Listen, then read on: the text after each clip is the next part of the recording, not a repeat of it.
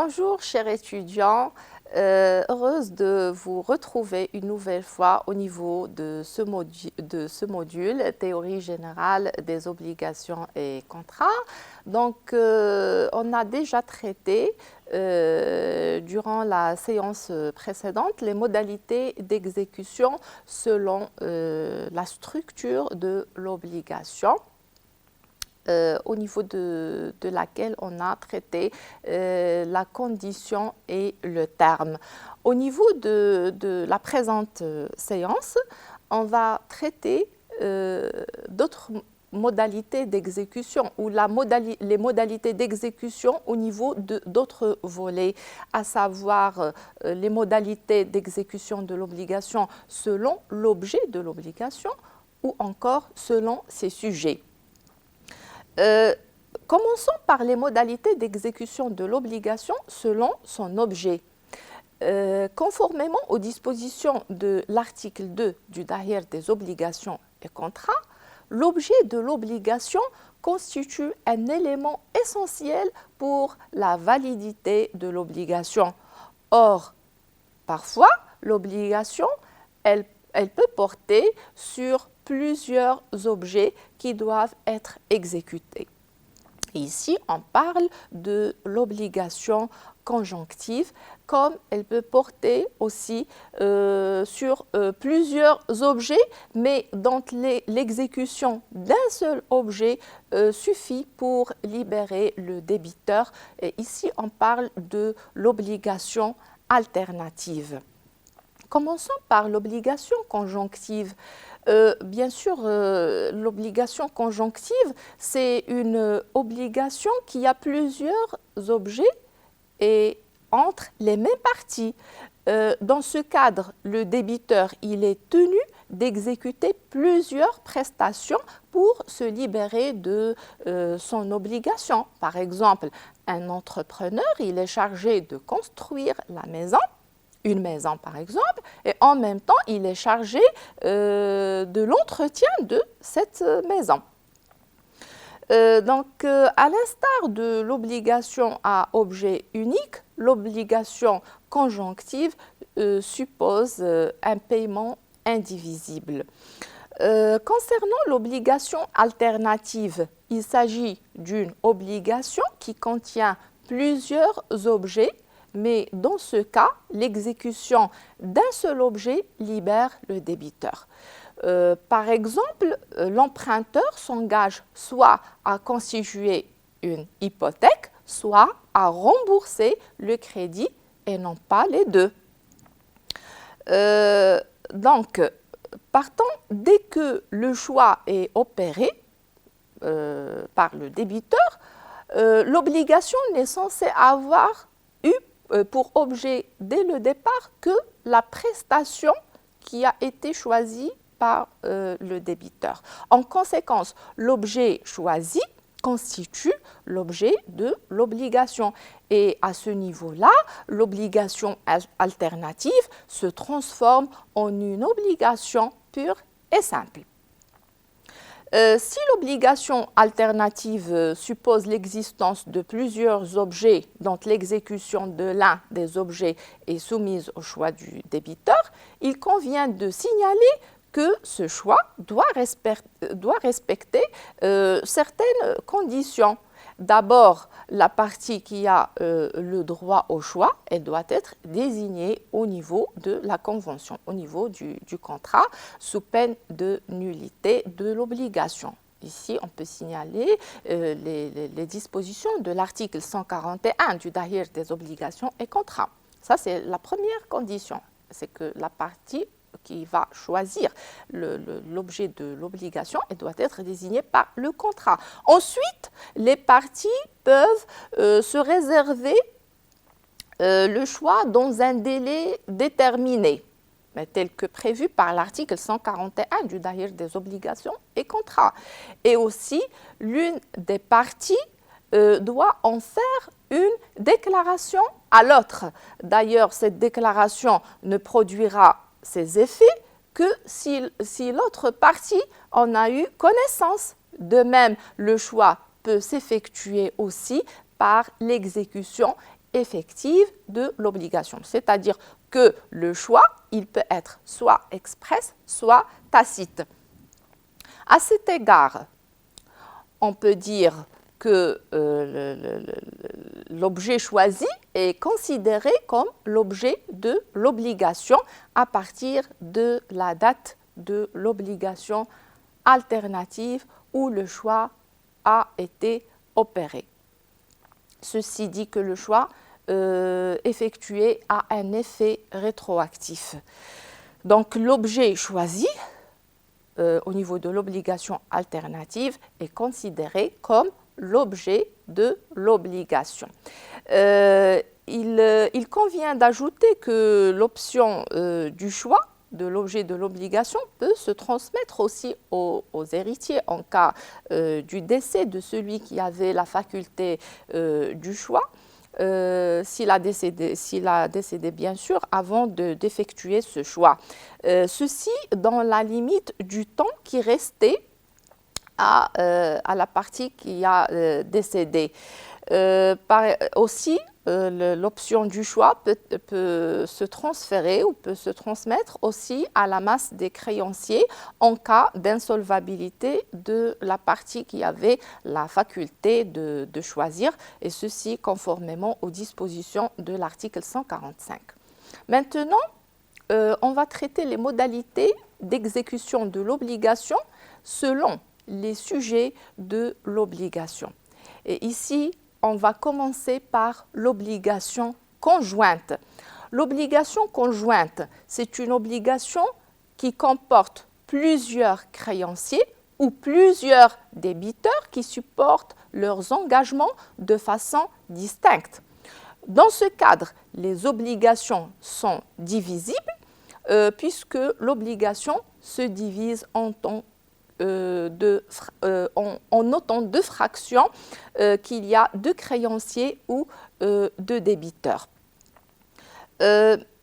Pour ce qui est de l'obligation solidaire, à ce niveau, on va parler de la solidarité sous deux formes.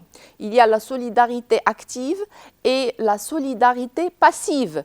Qu'est-ce qu'une solidarité active? La solidarité active, c'est une solidarité entre les créanciers et elle suppose que chaque créancier puisse demander la totalité du paiement et le débiteur qui a payé l'un d'eux sera libéré de son obligation. En outre, l'acte accompli par l'un des créanciers dans le cadre de la solidarité active ne peut avoir d'effet à l'égard de l'ensemble des créanciers que s'il ne porte pas préjudice, bien sûr, à l'ensemble de ces créanciers, ceci conformément à l'article 157 du Dahir des obligations et contrats. Par conséquent, un créancier qui a agi dans le cadre de la solidarité active ne peut opposer aux autres créanciers, par exemple, un acte contenant une remise de dette ou un acte qui aggrave la position des autres créanciers. Par ailleurs, les critères de la détermination de la part de solidarité de chaque créancier peut découler de la convention, comme elle peut découler aussi de la loi.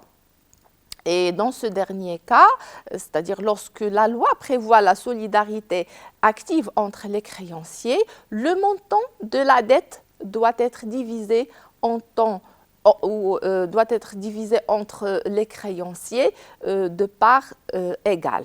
Ici, on a l'article 160 du Dahir des obligations et contrats. Concernant l'extinction de la solidarité active à l'égard de tous les créanciers, dans ce cadre, on peut dire que la solidarité active, elle peut s'éteindre par le paiement. Par exemple, si le débiteur s'adresse à l'un des créanciers qui accepte, soit elle peut s'éteindre aussi par la consignation de la somme dans le dépôt indiqué par le tribunal, conformément à l'article 275 du Tahrir des obligations et contrats. Concernant la solidarité passive, c'est une solidarité qui se réalise entre plusieurs débiteurs qui sont liés par une même dette. Et cette solidarité, elle permet à leurs créanciers de se retourner contre l'un d'eux et d'obtenir la totalité du montant de la créance. Donc, cette solidarité, la solidarité passive, elle constitue une garantie pour les créanciers. Concernant les sources maintenant de la solidarité passive, on va signaler tout d'abord les dispositions de l'article 164 du Tahrir des obligations et contrats qui dispose que la solidarité entre les débiteurs ne se présume point. Elle doit résulter expressément du titre constitutif de l'obligation, de la loi ou être la conséquence nécessaire de la nature de l'affaire. Donc, contrairement à la matière commerciale, la solidarité passive ne se présume pas en matière civile, c'est-à-dire il faut établir une preuve. Par conséquent, cette solidarité passive, elle peut résulter soit de la volonté des parties, donc au niveau de leur contrat, elle peut résulter aussi de la loi, tel que, on va donner ici l'exemple du Code pénal, l'article 109 du Code pénal qui prévoit une solidarité entre les co-auteurs d'une infraction au niveau des amendes et des dommages-intérêts, de même qu'elle peut découler de la nature de l'affaire. Par exemple, l'existence d'une solidarité entre des professionnels qui exercent une profession, par exemple libérale, au niveau d'un même cabinet. Donc, qu'en est-il des effets de cette solidarité? Donc, on va commencer par les effets de la solidarité passive. En droit marocain, lorsque deux ou plusieurs personnes sont codébitrices, elles sont considérées comme des personnes débitrices d'une manière conjointe. À cet effet, le créancier, il peut contraindre chacune d'elles d'exécuter en totalité ou en partie l'obligation. Cependant, on peut signaler que le législateur a introduit à ce niveau certaines exceptions, bien sûr. Donc, commençons par les effets de la solidarité passive quant au rapport entre créanciers et débiteurs. En principe, lorsque l'obligation porte sur un objet unique, la solidarité entre les codébiteurs, c'est-à-dire la solidarité passive, elle produit plusieurs effets sur la relation entre le créancier et ses codébiteurs. Et bien sûr, ces effets peuvent différer selon plusieurs situations.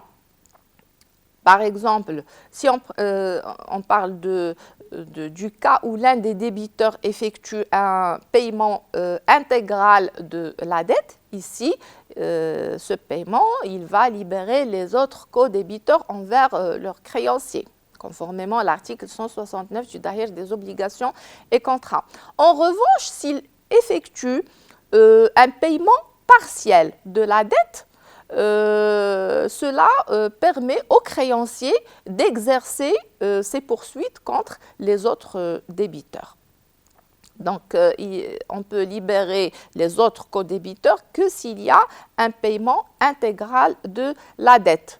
Aussi, l'obligation, elle peut être solidaire lorsque l'un des débiteurs est obligé indifféremment des autres débiteurs au paiement de la dette.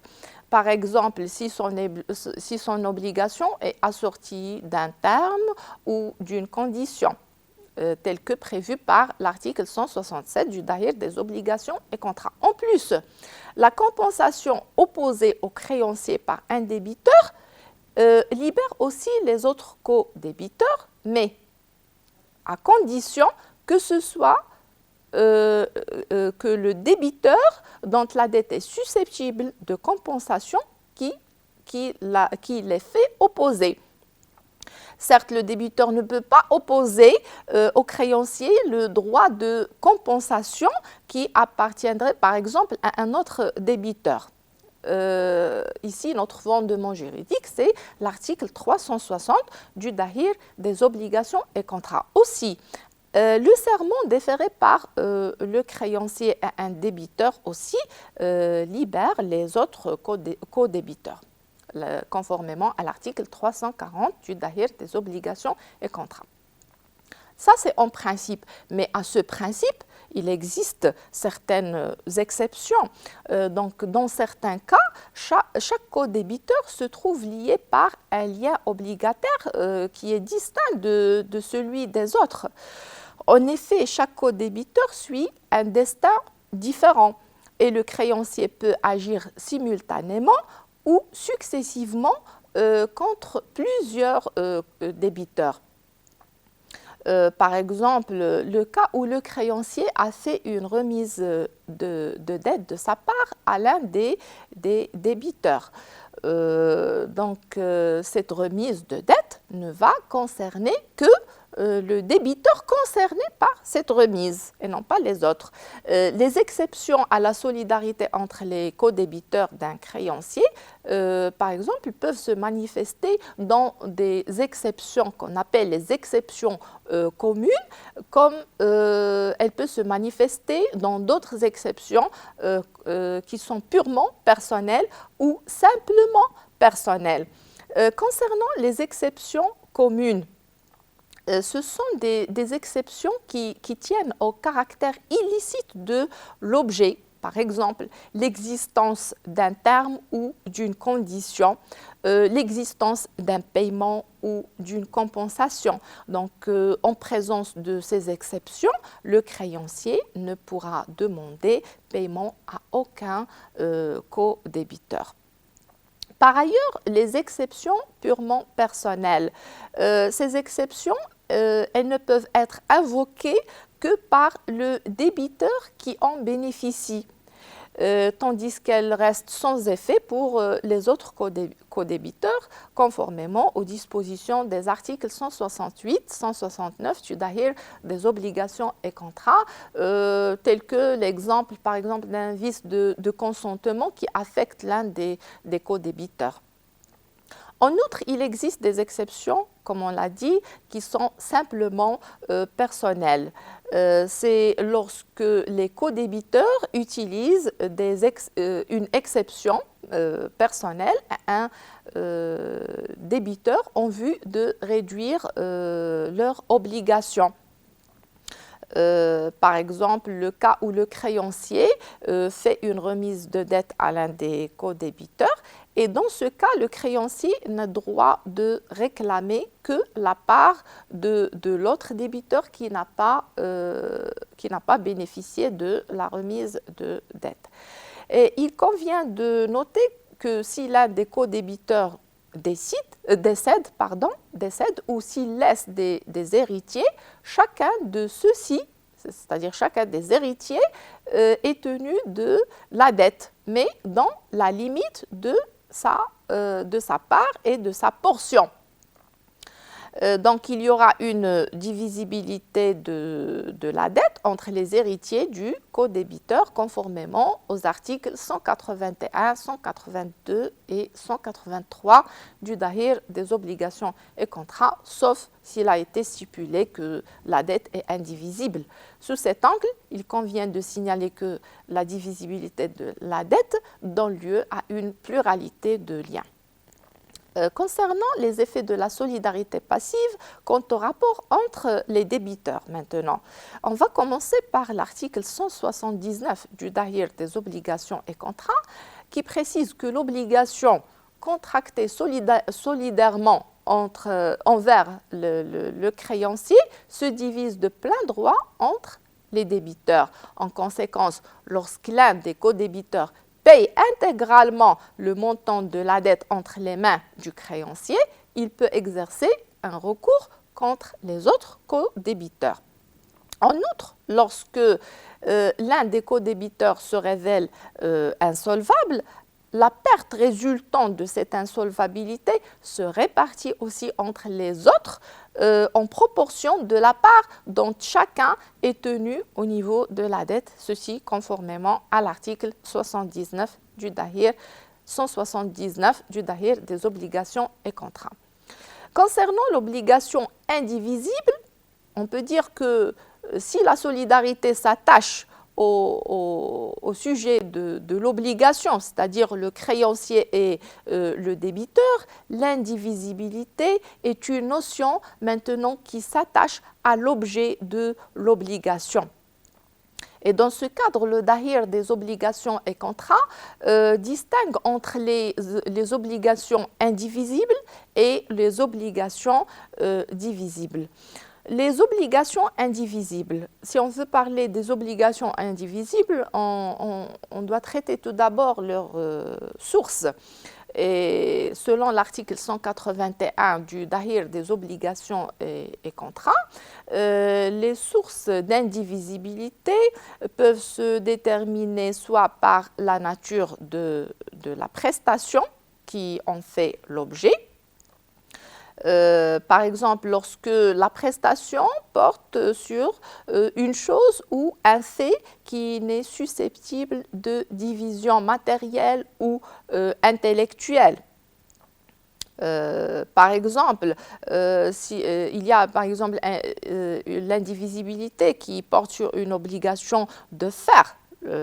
Ici, on peut invoquer l'exemple de la vente d'un animal qui appartient à plusieurs personnes, ou encore l'obligation de non-concurrence souscrite par plusieurs vendeurs d'un fonds de commerce.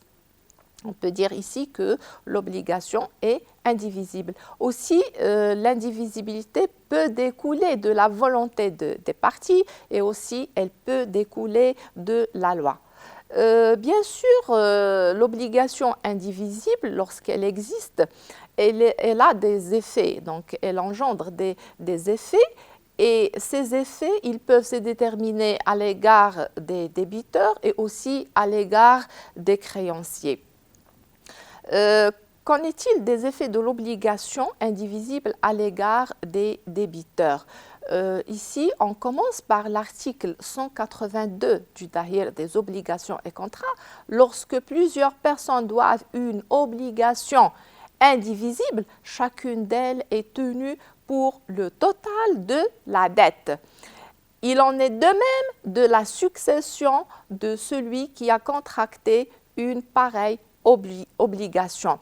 Partant à partir de cet article, on constate que chaque débiteur est tenu de la totalité de la dette.